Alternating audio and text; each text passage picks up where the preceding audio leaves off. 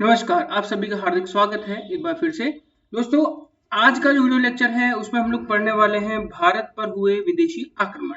लेकिन ये विदेशी आक्रमण वे नहीं है जो आप समझ रहे होंगे। ये प्राचीन काल में भारत पर जो ईरानी और यूनानियों का आक्रमण हुआ था ये उससे संबंधित है। आज के इस वीडियो लेक्चर में हम लोग पारसिक आक्रमण को देखेंगे और अगले वीडियो में हम यूनानी आक्रमण को जानेंगे। पारसिक आक्रमण को असलियत में ईरानी आक्रमण भी कहा जाता है, जिसके प्रमुख जो आक्रमणकर्ता रहे उनमें साइरस, दारा और जरक्सीज शामिल थे। तो आइए जानते हैं आज के पूरे वीडियो लेक्चर को। उसके पहले एक थोड़ा मैप देख लेते हैं। मैप में आपको 3 देशों के बारे में बताऊंगा। यह है यूनान देश, यह है आपका ईरान, ठीक है, ये आपका ईरान है और ये आपका है भारत, ठीक है। ये 3 देश हैं। पहले जो आक्रमण हुआ फर्स्ट वो ईरान के थ्रू हुआ और फिर जो आक्रमण हुआ वो आपका हुआ यूनान के थ्रू, ठीक है। एक चीज और आप समझ लें कि भारत में जब ये आक्रमण हो रहे थे, यानी कि ये आक्रमण 558 से लेकर 529 ईसा पूर्व से प्रारंभ हुए थे, ठीक है। तो इस समय जब ये आक्रमण हो रहे थे या होने की कगार पर थे, तो इस समय जो सबसे महत्वपूर्ण घटना हुई वो ये कि जो भारत है वो तो मॉडर्न हो रहा था, ठीक है, एक हो रहा था। यहाँ पर एक शक्ति उग रही थी जिसको हम मगध कह रहे थे, ठीक है। और मगध के नेतृत्व में पूरा भारत तो एक हो रहा था। लेकिन जो पश्चिमी भारत था, इस पश्चिमी भारत में सिंधु नदी के पश्चिम की ओर का जो क्षेत्र है, इस क्षेत्र में एकत्व नहीं था। ये सारे भाग जो हैं वो अलग अलग टुकड़ों में टूटे हुए थे, जिनको जीत पाना बहुत आसान था, ठीक है। तो जहां एक तरफ पूर्वी भारत की तरफ बहुत एकत्व की भावना आ रही थी, तो वहीं पश्चिमी जो क्षेत्र था वहां पर घोर अराजकता और अव्यवस्था का वातावरण था, जो कि एक कारण बना कि बहुत ही आसानी से उस क्षेत्र को जीता जाना संभव हो। इन क्षेत्रों में जैसा मैंने आपको बताया कंबोज, गंधार और मद्र शामिल थे। ये कोई ऐसी विशेष शक्तियां नहीं थी जो एक एकत्व को धारण कर ले, बल्कि अपनी ही शक्ति को बढ़ाने के लिए आपस में लड़ा करते थे, ठीक है। और हुआ ये इसका नतीजा कि आराम से ईरानियों ने इस क्षेत्र को जीत लिया, कोई समस्या नहीं आई, ठीक है। तो चलिए जानते हैं। यहाँ पर मैप के थ्रू आप एक बार फिर से इसको समझ लीजिएगा, ये इंपॉर्टेंट चीज है, ठीक है। ये ईरान है और ये जो है ये पश्चिमी भारत है, ठीक है, याद रखना पश्चिमी भारत है। ये इधर का आपका पूर्वी भारत है और ये आपका यूनान देश है, ठीक है, जिसको हम आधुनिक ग्रीस कहते हैं, ठीक है। आज के समय में हम इसको ग्रीस कहते हैं। ये वो देश है, यहाँ से सिकंदर आया था, ठीक है। और ये ईरानी जो है इसका आक्रमण पहले हुआ, इसको हम पारसिक आक्रमण भी बोलते हैं, ठीक है, इसको हम पारसिक आक्रमण भी कहते हैं, ठीक है। चलिए चलते हैं आगे। तो सबसे पहले हम लोग जानेंगे हखामनी या पारसिक आक्रमण के बारे में, ठीक है। तो हखामनी या जो पारसिक आक्रमण है, ये जो हखामनी या जो पारसिक आक्रमण है, ये आक्रमण बहुत इंपॉर्टेंट है, क्योंकि यहीं से हमको आने वाले जो पूरे इतिहास है उसकी जानकारी मिलनी है, उसकी जानकारी हमको इसी से मिलेगी, ठीक है। तो इनमें जो सबसे पहला आक्रमण हुआ वो हुआ साइरस द्वितीय नामक शासक का, जो 558 ईसा पूर्व से 529 ईसा पूर्व के बीच ईरान में एक महत्वाकांक्षी शासक था। हुआ क्या था? हुआ ये था कि 6ठी शताब्दी के मध्य में, मध्य मतलब ये वाला टाइम है, ठीक है, इसमें साइरस द्वितीय या इसे कुरुश भी कहा जाता है, ये एक बहुत ही महत्वाकांक्षी शासक था और इसने ईरान में हखामनी जो साम्राज्य है उसकी स्थापना की थी, ठीक है। और ये बहुत ही जल्दी पश्चिमी एशिया का सर्वाधिक शक्तिशाली शासक भी बन बैठता है और इस शक्तिशाली शासक के बन बैठने के कारण इसकी जो सीमा है वो भारत के पश्चिम को लगने लगी। मतलब कि ये भारत का पश्चिमी क्षेत्र में क्या था, तो यहाँ पर गंधार था, ठीक है, यहाँ पर कंबोज था, ये वाले क्षेत्र थे और इसकी सीमा इसको टच करने लगी थी। तो जाहिर सी बात है कि जब ये सीमा इसको टच करने लगेगी, यहाँ से कोई बंदा आ नहीं रहा है इसको जीतने के लिए, तो बड़ी आसानी से ईरान के लोग इस क्षेत्र को जीत सकेंगे और उनके लिए एक अपॉर्चुनिटी भी यहाँ पर बन जाएगी। तो ये एक इंपॉर्टेंट थिंग थी इसके लिए। तो इसने बहुत ही जल्दी क्या किया कि जो पश्चिमी भारत है उसकी राजनीतिक परिस्थितियों का फायदा उठाकर अपनी साम्राज्यवादी आकांक्षाओं की पूर्ति के लिए एक अभियान शुरू किया, जिसमें इसने ये निश्चित किया कि मैं पश्चिमी भारतीय क्षेत्र को जीतूंगा, ये इसने तय किया था।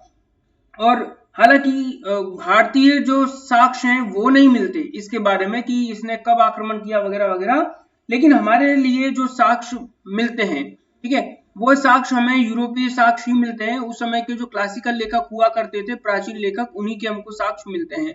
साक्ष्य किन किन के हैं? तो जेनोफोन के हैं, टेसियस, स्ट्रेबो और एरियन जैसे लेखकों के साक्ष्य हमको मिलते हैं इस समय के। और भारतीय साक्ष्य इस समय शामिल नहीं थे, इस समय हमें हासिल नहीं थे। ठीक है, एक बात और कि भारत पर आक्रमण करने के जो मार्ग थे वो 2 मार्ग इस समय हुआ करते थे। ठीक है, जो पहला मार्ग था वो था जेड्रोसिया के विशाल रेगिस्तान से होते हुए। ठीक है, जेड्रोसिया होते हुए आपको आना था, जो कि एक रेगिस्तानी भाग था। यहाँ से बहुत आसानी नहीं होती थी आक्रमण करने के लिए। ये एक मार्ग था भारत के लिए। वहीं एक जो मार्ग था वो था आपका बैक्टीरिया। ठीक है, दूसरा मार्ग जो है वो मैं आपको बताता हूँ, वो था बैक्टीरिया होते हुए। बैक्टीरिया से आपको जाना पड़ेगा सोगडिनिया, है ना, सोगडियाना बोल देंगे इसको, है ना, सोगडियाना। और यहाँ से होते हुए आप पहुंचोगे काबुल। ठीक है, काबुल घाटी। तो ये बहुत ही आसान क्षेत्र है, यहाँ से आप आराम से आ सकते हो। ये एक प्राचीन व्यापारिक मार्ग भी हुआ करता था। ठीक है, जब वो रेगिस्तान से आक्रमण करता है, मतलब वो पहली बार रेगिस्तान से आक्रमण करता है, तो इस रेगिस्तानी आक्रमण में उसे असफलता हाथ लगती है। इतनी भयंकर असफलता हाथ लगती है कि उसकी पूरी सेना जो है वो नष्ट भ्रष्ट हो जाती है और केवल 7 सैनिक बचते हैं, बाकी सब मारे जाते हैं। इसके बाद उसे ज्ञात होता है कि हम यहाँ की बजाय क्यों ना दूसरे मार्ग का उपयोग करें। तो इसके बारे में हमको मेगास्थनीज बताता है। ठीक है, मेगास्थनीज लिखता है कि साइरस ने जो दूसरी बार आक्रमण किया, वो आक्रमण बैक्टीरिया, सोगडियाना और काबुल घाटी होते हुए आक्रमण किया था, जिससे बहुत ही आसानी से वो इस क्षेत्र को जीत पाया। ठीक है, और यहाँ पर पहुंचकर उसने कुछ सैनिकों को भाड़े पर भी लिया था, जो शूद्रक सैनिक थे उनको भाड़े पर लिया और आक्रमण किया था। बहुत आसानी से इस आक्रमण को कर लेता है और जीत लेता है। ठीक है, हालांकि बहुत सारे जो इतिहासकार हैं वो इस बात को मानते भी हैं और बहुत सारे इतिहासकार इस बात को मानते भी नहीं हैं, लेकिन एट लास्ट आक्रमण तो हुआ था और बहुत सारे इलाके को साइरस ने जीत लिया था। ठीक है, इसमें कोई समस्या नहीं आई थी, क्योंकि इसके कुछ तथ्य और हैं। ठीक है, तथ्यों में जैसे मैं थोड़ी सी बात और करना चाहूंगा। जैसे एक लेखक हुए रोमन लेखक, जिनका नाम था प्लिनी। ठीक है, रोमन लेखक हुए जिनका नाम था प्लिनी।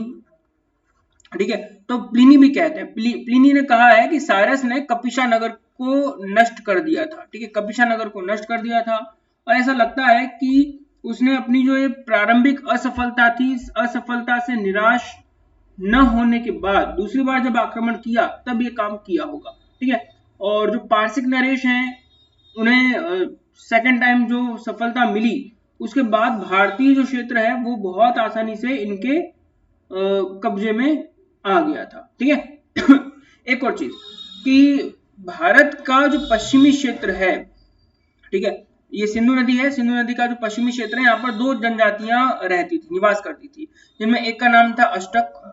ठीक है, एक का नाम था अष्टक और दूसरी का नाम था अश्वक।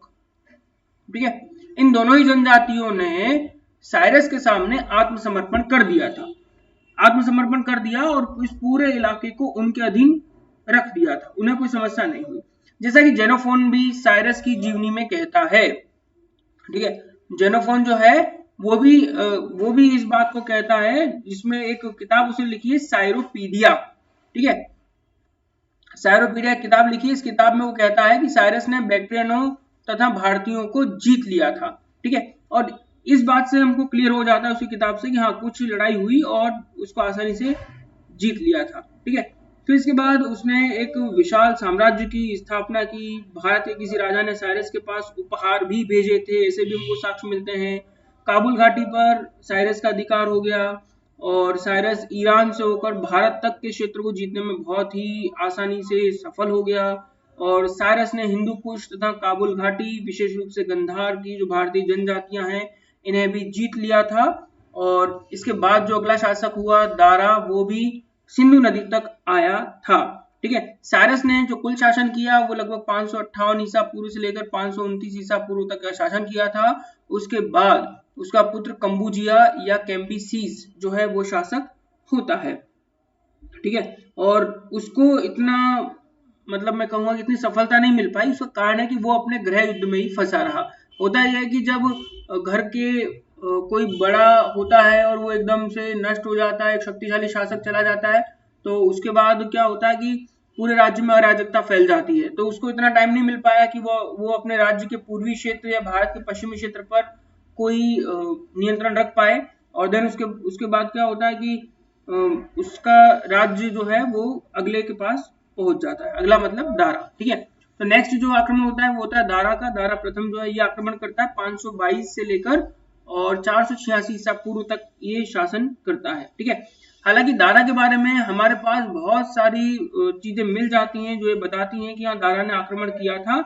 इसके लिए हमारे पास कुछ अभिलेख हैं, जैसे कि बेहुस्तुन अभिलेख है ना, पर्सिपोलिस अभिलेख है, नक्श ए रुस्तम, ये सारे कुछ अभिलेख हमको मिल जाते हैं और इनसे हमको ज्ञात हो जाता है, ठीक है। इसमें जो बेहुस्तुन अभिलेख है, ये बेहुस्तुन अभिलेख जो है लगभग 520 से 18 ईसा पूर्व के आसपास लिखवाया गया था, ठीक है। बेहुस्तुन अभिलेख इसके टाइम पर लिखवाया गया था, जो कहता है कि इसके साम्राज्य में 23 प्रांत थे, ठीक है। इसके साम्राज्य में 23 प्रांत थे। इसमें शतगु और गदर के नाम मिलते हैं, ठीक है। शतगु और गदर इन दो राज्यों के नाम हमको मिल जाते हैं। और जो हिदू है इसका भी नाम हमको अगले जो अभिलेख है उनमें मिल जाता है। अगला जो अभिलेख है वो है आपका पार्सिपोलस, है ना, पार्सिपोलिस और नक्श ए रुस्तम 515 ईसा पूर्व में लिखवाया गया था, नक्श ए रुस्तम, जिसमें हिदू नाम भी हमको मिल जाता है। तो इस तरह से हम फाइनली जिस रिजल्ट पर निकलते हैं वो ये कि इसके राज्य में 3 भारतीय क्षेत्र थे, जिसमें था शतगु, गदर और हिदू। ये 3 इसके राज्य में शामिल थे और उसके साम्राज्य की सबसे पूर्वी सीमा पर ये तीनों राज्य स्थित थे, ठीक है। अब ये क्या थे इसको थोड़ा सा हम जान लेते हैं, ठीक है। शतगु जो है ना उसको हम बोलते हैं सप्त सिंधु, ठीक है, याद रखिएगा। सप्त सिंधु का जो क्षेत्र है उसको बोला गया शतगु, ठीक है, ये बात आप याद रखना। गदर जो शब्द है उसको बोला गया गांधार, क्या कहा गया, गांधार कहा गया। और उसके बाद जो तीसरा हिदू है, ठीक है, ये हिदू शब्द है इसको हम कहते हैं कि सिंधु घाटी, ठीक है। हिदू को कहा गया है सिंधु घाटी, मतलब उसके आसपास का जो इलाका है वो, यानी पश्चिमी भारत में सिंधु नदी तक का जो क्षेत्र है वो पूरा। तो ये 3 प्रदेश हैं जो इसमें शामिल थे, ठीक है। ये तीनों इसमें शामिल थे। इसके लिए बहुत सारे साक्ष्य हैं, आप ये मत समझिएगा कि बिना साक्ष्य की बात हो रही है। दारा प्रथम के आक्रमण और उसके राज्य के बारे में हमारे पास विशाल राशि उपलब्ध हो जाती है, जिसके दम पर हम समझ सकते हैं कि उसने कितने बड़े राज्य पर अपना एकाधिकार बनाए हुए था, जमाए हुए था, ठीक है। यहाँ पर एक लेखक हुए जिनका नाम है हेरोडोट्स, ठीक है, ये यूनानी लेखक हैं, ठीक है, याद रखना। हेरोडोट्स जो है ये यूनानी लेखक हैं और यूनानी जो लेखक हैं ये कहते हैं कि भारतीय राज्य जो है ना, हेरोडोट्स कहता है कि भारतीय राज्य के राज्य द्वारा के शासन जो है उसमें 20वां, मतलब दारा का जो शासन, द्वारा नहीं दारा है, ठीक है, दारा के शासन में 20वां प्रांत था और यहाँ से उसे जो संपूर्ण राजस्व प्राप्त होता था ना अपने राज्य का, उसका तीसरा भाग केवल भारतीय राज्यों से हासिल होता था। उसका कारण क्या है, तो कारण यह है कि पहली चीज यहाँ पर व्यापार उन्नत होता था, पहली बात। दूसरा, व्यापार को प्रोत्साहन देने के लिए कृषि उन्नत होता था, एग्रीकल्चर बहुत अच्छा विस्फोटक होता था।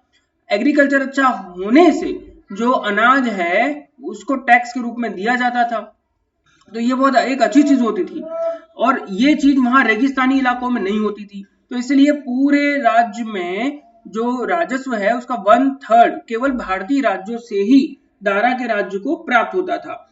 और ये घनी आबादी वाला क्षेत्र था, बिजनेस वाला क्षेत्र था, वाणिज्य होता था, कल कारखाने लगे हुए थे। इसने बहुत सपोर्ट किया दारा को टैक्स को उगाने में, ठीक है। ये जो धनराशि है ये लगभग ये कहा गया कि 360 टैलेंटेड मतलब कि सोने का चूर्ण इसको कहा गया, ठीक है। टैलेंटेड क्या है, तो टैलेंट का मतलब है कि ये एक प्रकार के भार अथवा धन की इकाई है और इस राशि को हम जो है 10 लाख, याद रखना 10 लाख पौंड जो स्टर्लिंग है वो हम कह सकते हैं, याद रखिएगा, ठीक है। तो 360 टैलेंटेड जो है, टैलेंट का मतलब आप ये समझेंगे, टैलेंट का मतलब आप ये समझेंगे टैलेंट है, ठीक है। इसका मतलब आप क्या समझेंगे कि 10 लाख पाउंड स्टर्लिंग के बराबर की राशि है जो दारा को भारतीय प्रदेश से मिलती थी, ठीक है। इसी के साथ साथ हेरोडोट्स हमें और भी जानकारी देता है। हेरोडोट्स कहता है कि दारा ने 517 ईसा पूर्व में, ठीक है, 517 ईसा पूर्व में अपने नौसेना अध्यक्ष जिसका नाम था स्काई लेक्स, ठीक है, स्काई लेक्स ये इसका नाम था, इसकी अध्यक्षता में एक बहुत बड़े जहाजी बेड़े का निर्माण किया और उसे सिंधु नदी मार्ग में जाने को कहा। उसको कहा कि ये पता करो कि ये नदी कहाँ जाकर गिरती है, ठीक है। ये बेड़ा जो है ये पकतीत मतलब कि पठान के प्रदेश से कैस्पाटिरस नगर मतलब कि गंधार नगर होता हुआ पूर्व की ओर नदी में बहाव की ओर रवाना हुआ और समुद्र मतलब हिंद महासागर तक ये आसानी से पहुंच गया। इस पूरी समुद्री यात्रा में इस जहाजों से लगभग 30 महीने का समय लगा। किसे? स्काई लैश को। और इसको किसने कहा था ये करने को? दारा ने कहा था कि आप जाओ और जाकर के आप इस मार्ग का पता करो, ठीक है। और यहाँ पहुंचकर मिस्र का जो राजा है, ठीक है, यहाँ पहुंचा और उसके बाद मिस्र का जो राजा है फेनोशियन को इसने लीबिया की यात्रा पर भी भेजा था। तो ये मार्गों को ढूंढने के लिए था। जब वो यात्रा से वापस आया तब दारा ने भारतीय भागों पर अधिकार कर लिया और समुद्र का उपयोग करना शुरू कर दिया क्योंकि उसे मार्ग पता चल चुके थे। इस विवरण से ऐसा मालूम चलता है हमको कि भैया जो दारा है उसने सिंधु नदी की निचली घाटी जहां वो समुद्र में गिरता है उस इलाके को जीत लिया था।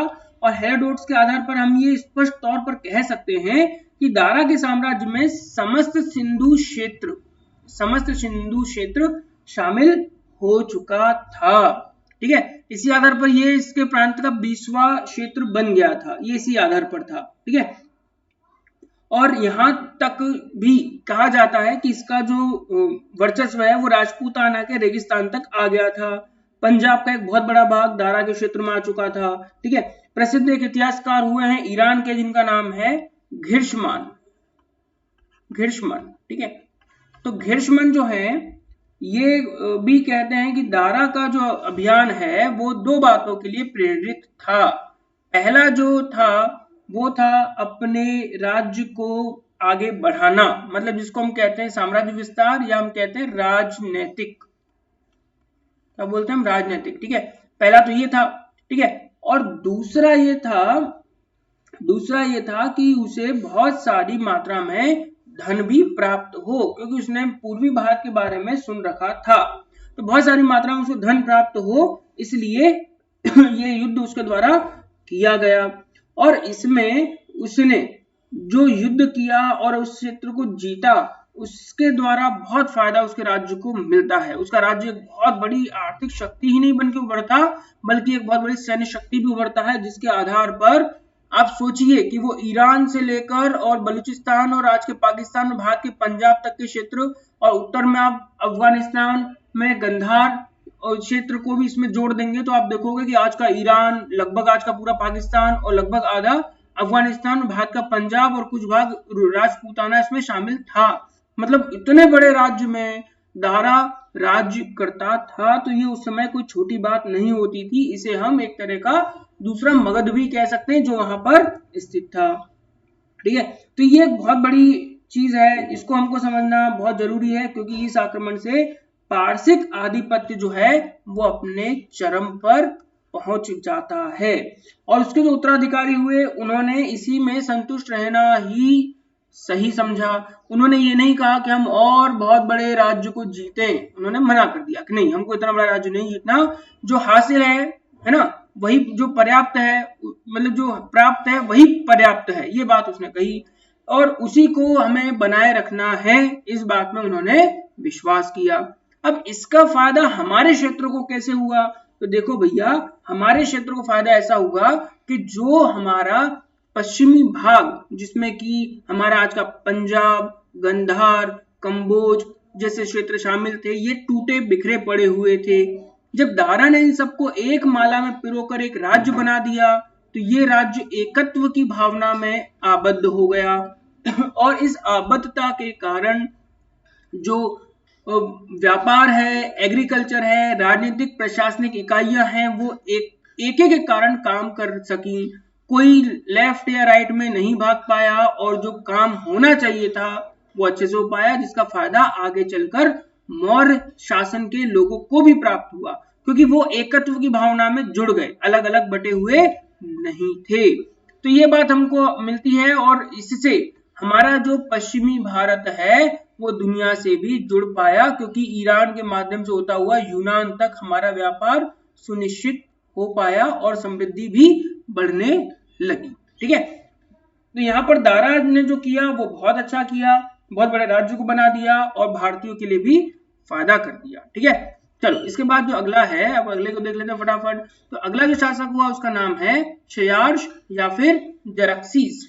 ठीक है, जरक्सीस जो है इसे जो राज्य मिलता है वो 486 में मिलता है और 465 ईसा पूर्व तक ये शासन करता है। ये दारा का ही पुत्र होता है। ठीक है, ये दारा का पुत्र था, उसका उत्तराधिकारी हुआ जरक्सीस। और पर्सिपोलिस जो है, ये बुक का नाम याद रखना है ना, पर्सिपोलिस। आप नोट्स बना रहे होंगे, मुझे पूरा विश्वास है, इनमें आप इन चीजों को भी नोट करते रहिए। ठीक है, पर्सिपोलिस से जो जो हमें ज्ञात होता है उसमें अभी भी कहा गया है कि भाई गंधार इसमें है, इसके बाद शतगु मतलब सप्त सैंधव जिसको कहा गया वो इसमें है।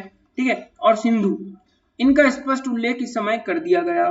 ठीक है, और इस समय इसकी जो सबसे बड़ी बात है वो ये कि इसने अपने पिता के द्वारा जिन क्षेत्रों को जीता गया वो क्षेत्र बचाए रखे, अभी तक वो कहीं नहीं गए। ये भी ज्ञात होता है हमको पर्सिपोलिस से कि अहूर मजदा एक जो है देवता है वहां के, उनकी इच्छा से ये कहा गया कि आप देवताओं के मंदिरों को गिरा दो, तो उसने देवताओं के मंदिरों को गिरा दिया और उसकी पूजा जो है उसे भी बंद करने का आदेश दे दिया। क्लासिकल लेखक ये भी कहते हैं, क्लासिकल लेखक जो हैं वो ये भी कहते हैं हमें कि जो यूनान के विरुद्ध जब लड़ाई हो रही थी, अब यूनान कहाँ है, तो देखो ये ईरान है, बीच में ईरान है। ठीक है, यहाँ कौन है, तो यहाँ यूनान है। ठीक है, यूनान मतलब ग्रीस है और ये भारत है। ठीक है, तो यहाँ से अब इसने इतना वाला बड़ा इलाका जीता हुआ, तो अब ईरान इतना बड़ा हो गया, अब ये राज्य आर्थिक रूप से सैनिक रूप से सशक्त हो गया, तो अब ये इस पर आकर आक्रमण करेगा। ठीक है, और इसको भी उधर जाना है, तो उधर कब कब पहुंचेगा ये, जब ये इसको जीत लेगा। तो अब भी इसकी लड़ाई होने लगी। तो जब यूनान के विरुद्ध लड़ाई हुई थी तब उस यूनान के युद्ध की लड़ाई में उसने भारतीय सैनिकों की एक टुकड़ी का भी प्रयोग किया था। और भारतीय सैनिकों की जो टुकड़ी है ये गंधार और सिंध प्रदेश से शामिल की गई थी, गंधार और सिंध प्रदेश से ये ली गई थी। ठीक है, ये दो बात आप याद रखिएगा। और यहाँ पर ये कहा गया कि ये जो लोग हमारे लड़ने आए थे ना, ये बहुत वीरता पूर्वक लड़े। ठीक है, और इन्होंने बहुत बड़ा यश भी हासिल किया। हेरोडोट्स बताता है कि भारतीय सिपाहियों की वेशभूषा जो है वो सूती वस्त्रों की है, वो अपने कंधों पर धनुष, बाण, कमानियां, तीर आदि लटकाए हुए हैं। तीरों की नोक जो है वो लोहे से मड़ी हुई है, तीरों की जो नोक है वो लोहे की बनी हुई है, ये बात हमको हेरोडोट्स बताता है। ठीक है, लेकिन फाइनली होता क्या है कि जेरक्सिस जो है वो इस युद्ध में हार जाता है और 465 ईसा पूर्व में वो मारा जाता है अपने ही किसी अंगरक्षक के द्वारा। तो जरक्सिस जो है उसका जो एक यश है वो सिर्फ इस बात में है कि उसने अपने राज्य को बनाए रखा, अपने पिता के से प्राप्त राज्य को अक्षुण्ण बनाए रखा, उसे कहीं जाने नहीं दिया। ठीक है, तो ये बात बहुत ही इंपॉर्टेंट है हमारे संदर्भ में। इसके बाद एक और बात है कि पारसिकों का अंतिम शासक जो है वो दारा तृतीय हुआ, क्योंकि इसके बाद ये ज्यादा शक्तिशाली नहीं रह गए। ठीक है, दारा तृतीय हुआ जिसे 331 ईसा पूर्व में सिकंदर के द्वारा हरा दिया गया। कहीं कहीं पर 331 और कहीं पर 330 भी मिलता है, क्योंकि 330 जो है ना इसमें फाइनली सिकंदर ने पारसिक क्षेत्रों को जीत लिया था। तो ये एक बहुत बड़ी चीज है। ठीक है, ये हमको जानना भी चाहिए। अब इसके बाद फाइनली होता क्या है, इसके बाद होता है पारसिक आक्रमण का प्रभाव, क्योंकि पारसिकों ने लगभग 2 शताब्दियों तक भारतीय क्षेत्रों पर राज किया। तो भैया कुछ तो प्रभाव पड़ा होगा, है ना। प्रभाव का मतलब क्या है, प्रभाव का मतलब है जैसे एक उदाहरण के लिए हम विदेश जाते हैं, अब विदेश जब हम जाते हैं तो वहां देखते हैं कितनी सारी साफ सफाई है, कैसे खाना खाते हैं, कैसे कपड़े पहनते हैं, कैसे उठते हैं बैठते हैं, कैसे भाषा का प्रयोग करते हैं वगैरह वगैरह। तो उनका प्रभाव हमारे ऊपर आता है कि हम भी ऐसे ही साफ सुथरे रहें, अच्छे कपड़े पहने, अच्छा खाएं पिए, घूमें फिरें, ये सारी बातें, तो इसको प्रभाव कहा जाता है। जब हम मान लो कि हम 10 साल 20 साल 50 साल हम अगर अमेरिका में रह लें, तो हमारी जो खान पान रहन सहन के जो तौर तरीके हैं वो अमेरिकन लोगों के बराबर ही हो जाएंगे।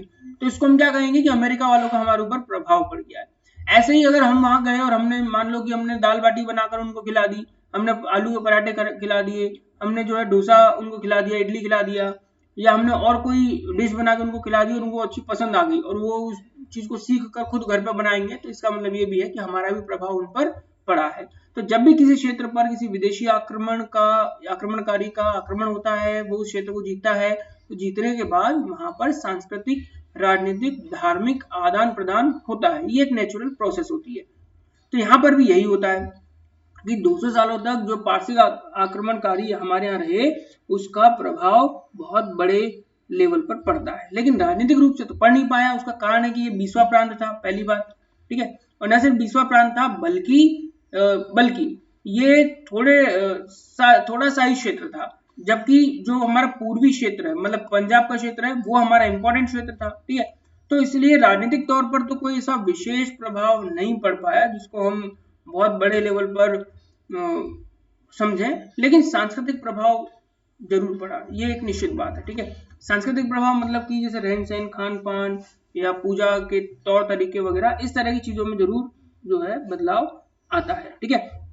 अब यहाँ पर भारतीय विद्वान और जो दार्शनिक हैं वो उनको क्या मिलता है, ठीक है, तो ये चीज हमको समझनी पड़ेगी, ठीक है। तो भारतीय जो विद्वान हैं, जो दार्शनिक हैं, वो सभी जो है पश्चिम की ओर गए, और वो न सिर्फ पश्चिम की ओर गए बल्कि पश्चिमी जो ज्ञान है उसके आलोक से वे जगते भी हैं, उठ जाते हैं, जग जाते हैं, उठ जाते हैं, ठीक है। और यहाँ पर हमको जो हेरोडोट्स और टेसियस जैसे इतिहासकार हैं वो कहते हैं कि वे भारतीय क्षेत्रों की यात्रा पर आए, उन्होंने भारत के लोगों को समझा, जाना, और समझने बूझने जानने के बाद वो किसी निष्कर्ष पर भी पहुंचे और भारतीय लोगों की बहुत प्रशंसा भी वो करते हैं, ठीक है। ये चीज यहाँ पर होती है। इसी के साथ साथ जब ये भारत में आए तो भारतीय ज्ञान और आर्थिक समृद्धि को भी देखते हैं और देखकर इसकी गूंज को यूनान तक पहुंचाते हैं, जिससे यूनानी हमारे यहाँ आक्रमण करने के लिए प्रेरित होते हैं, ठीक है। वो प्रेरित इसी बात से होते हैं। इसी के साथ साथ एक और बात जो आपको समझनी चाहिए वो ये कि भारतीय व्यापारी पश्चिमी देशों में गए व्यापार करने, जहां से हमने विपुल धन अर्जित किया और उस धन के माध्यम से हम लोग समृद्ध होते चले गए। ये भी इसी कारण से हुआ, और जिसका प्रमाण हमें कहाँ से मिलता है, तो सिक्कों के रूप में मिलता है, जो कि हमको पश्चिमोत्तर प्रांत से मिलते हैं। ये भी माना जाता है कि सिक्कों का प्रयोग व्यापार में हमने पारसिकों से सीखा, ठीक है। इसके पहले हमको नहीं पता था कि सिक्कों का प्रयोग जो है वो किस तरह से होता है, ठीक है। तो ईरानी सिक्के चलते थे, तो उन ईरानी सिक्कों के समान ही हमने भी सिक्के चलाना शुरू कर दिया। इसी के साथ साथ जो पश्चिमी भारत है वो प्रत्यक्ष तौर पर पारसिकों के संपर्क में आया, जहां खरोष्ठी लिपि का जन्म ईरानी अराइमेक लिपि से हुआ। आप लोगों ने सुना होगा या आगे हम पढ़ेंगे भी कि जो अशोक हैं मौर्य, अशोक मौर्य ने अपने बहुत से शिलालेख बनवाए थे, स्तंभ लेख लिखवाए थे। उन शिलालेख स्तंभ लेखों में जो कि पारसिक या ईरानी क्षेत्रों में थे, पहले ईरानी क्षेत्र थे लेकिन फिर तो भारतीय हो गए थे, हिंदू कुश पर्वत तक हमारी सीमा हो गई थी, तो वहां पर भी अभिलेख लिखवाए थे जिनको खरोष्ठी और अराइमेकी लिपि का प्रयोग करके लिखवाया गया था, ठीक है। तो ये भाषाएं उस प्रदेश में चला करती थी। इसी के साथ साथ यहाँ पर कुछ ऐसे शब्द भी चलते थे पारसिक भाषा से प्रभावित, जैसे दीपी मतलब होता है राजाज्ञा, है ना, निपिष्ट मतलब लिखित, ऐसे कुछ शब्द भी यहाँ पर हमको चलते हैं। और ईरानी सिक्के जो हैं जिन्हें सिग्लोई कहते थे वो भी पश्चिमोत्तर प्रांत में प्रचलित थे, लेकिन इसके साथ साथ इसका प्रभाव मौर्य संस्कृति पर भी पड़ता है। अब ये मत समझिए कि 200 साल पहले था तो मौर्यों पर इसका प्रभाव नहीं होगा, मौर्यों पर भी सीधे तौर पर इसके लक्षण जो है वो दिखाई देते हैं, और मौर्य इनसे बहुत सारी चीजों को समझते हैं, जैसे कि जन्म दिवस पर केश प्रक्षालन, ठीक है। इसके बाद जो राज दरबार है उस राज दरबार की साज सज्जा कैसी होनी चाहिए वो हमने ईरानियों से सीखा ठीक है, ये उसी से हमको पता चलता है। और जब सम्राट का जन्मदिन होता था तो केश प्रक्षालन किया करता था, ये हमने यहाँ से लिया था। इसी प्रकार ईरान में दंड की विधि चलती थी कि अगर कोई व्यक्ति को गलत काम कर देता था तो उसका सिर मुंडवा दिया जाता था। ये चीज भारतीयों ने भी इसको अडॉप्ट कर लिया कि जब भी कोई व्यक्ति चोरी चकारी या कोई जघन्य अपराध करता था जो कि समाज के लिए सही नहीं माना जाता, और हम किसी को मैसेज भी देना चाहते हैं कि आप अगर ऐसा करोगे तो आपकी बड़ी बेइज्जती हो जाएगी, तो दंड स्वरूप क्या करते थे, सिर को मुंडवा दिया जाता था। ये जो सिर मुंडवाने की जो कला है ये हमने उन्हीं से सीखी थी, ठीक है। और इस तरह के साक्ष्य हमको कौटिल्य के अर्थशास्त्र, याद रखना, कौटिल्य के अर्थशास्त्र में तो मिलते ही हैं, लगे हाथ जो बौद्ध ग्रंथ है महावंश, इसमें भी हमको इस तरह की चीजें मिल जाती हैं कि अगर कोई कृत्य कर देता है तो उसको दंड स्वरूप जो है सिर मुंडवा दिया जाए, ऐसी चीज हमको मिल जाती है, ठीक है।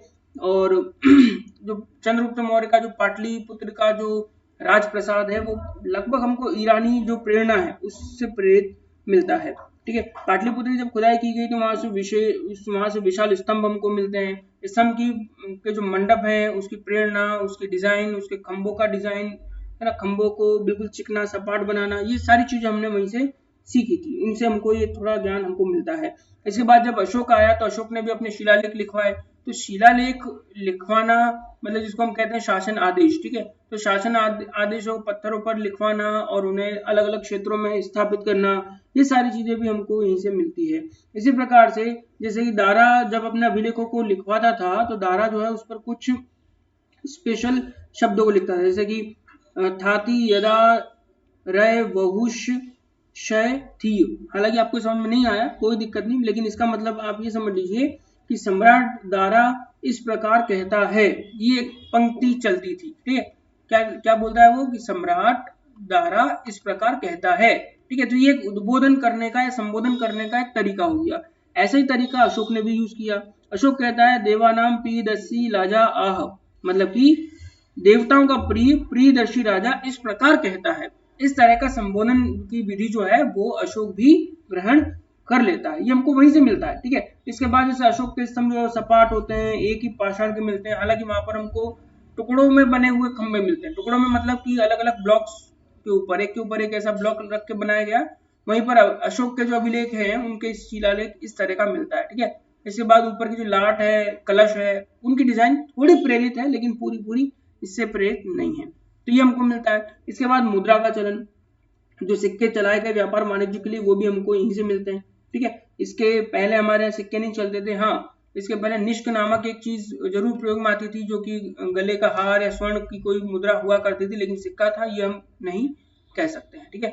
इसके साथ कुछ इतिहासकार ये भी मानते हैं कि पाषाण से निर्मित घरों का प्रचलन भी हमने ईरानियों से सीखा। हालांकि ये नहीं कहा जा सकता, इसका कारण ये कि सिंधु क्षेत्रों से हमको बहुत सारे पाषाण निर्मित घर मिल जाते हैं, तो और उसके बाद भी हमारे यहाँ लगभग 6वीं शताब्दी ईसा पूर्व में पत्थरों के घर वगैरह बनाए जाने का प्रचलन मिल जाता है। तो हम सीधे तौर पर नहीं कह सकते कि हाँ इनसे हमने सीखा होगा, लेकिन प्रेरणा जरूर हमको इनसे हासिल हुई होगी। तो इस तरह से हम ये कह सकते हैं कि ईरानी जो लोग हैं उन्होंने जो भारत पर आक्रमण किया, उस आक्रमण के बहुत सारे प्रभाव हुए जिनमें सांस्कृतिक प्रभाव बहुत महत्वपूर्ण है और जो हमें आज भी कहीं ना कहीं प्रभावित करते हैं, ठीक है। चलिए, तो ये होता है हमारा आज का वीडियो समाप्त, जिसमें हमने देखा ईरानी या पारसिक या हकामनी आक्रमण। आपको कैसा लगा कमेंट करके जरूर बताइएगा। और अगला जो वीडियो है वो रहेगा सिकंदर या फिर यूनानी आक्रमण का, ठीक है। भारत पर प्राचीन काल में 2 आक्रमण महत्वपूर्ण माने जाते हैं, पहला होता है पारसिक आक्रमण और दूसरा होता है आपका यूनानी आक्रमण। समझना जानना बहुत ही जरूरी है। चलिए, धन्यवाद।